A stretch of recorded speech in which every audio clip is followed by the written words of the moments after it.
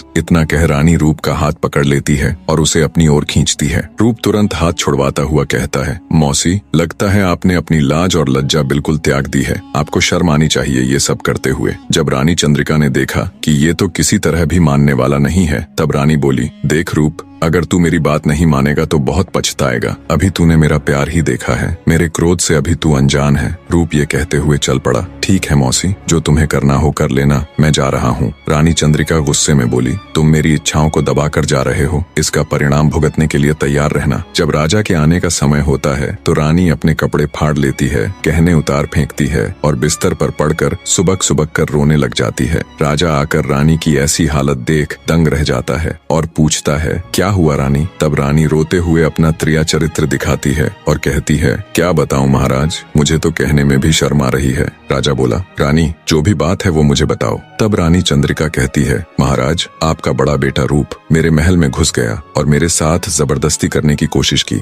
मैं बहुत रोई गिड़गिड़ाई पर उसके ऊपर तो जैसे जवानी का भूत सवार था। ये सुनते ही राजा के पैरों नीचे से जमीन निकल गई। उसे बिल्कुल यकीन नहीं हुआ कि उसका बेटा रूप ऐसा कर सकता है, पर रानी अपना त्रिया चरित्र दिखा राजा को यकीन दिलाने में कामयाब हो जाती है। गुस्से से लाल पीला राजा सोचता है, ऐसे पुत्र से अच्छा तो मेरा कोई पुत्र ही ना होता। मैं शक्ल भी नहीं देखना चाहता उस पापी की। इसी सोच के साथ राजा खड्ग सिंह तुरंत अपने सिपाहियों से कह महल के मुख्य द्वार पर अपने बेटे रूप के लिए देश निकाला लिखकर टंगवा देता है। शाम को जब रूप और बसंत दोनों भाई खेल कर आते हैं, तब रूप की निगाह उस शाही फरमान पर जाती है। उसे देखते ही वो तुरंत वापस मुड़ जाता है और चल पड़ता है। तब बसंत कहता है, क्या हुआ भैया, आप कहाँ चल पड़े? तब रूप अपने भाई बसंत को शाही फरमान दिखाते हुए कहता है, बसंत, पिताजी ने मुझे देश निकाला दे दिया, उनकी आज्ञा सिर माथे पर, अब मेरा यहाँ कोई काम नहीं। रूप की बात सुन बसंत बोला, नहीं भैया, जरूर कुछ गलतफहमी हुई है, हमें पिताजी के पास चलकर उनसे बात करनी चाहिए। तब रूप अपने भाई को सुबह हुई घटना का सारा किस्सा कह सुनाता है। सारी बात सुन बसंत कहता है, चलो भैया,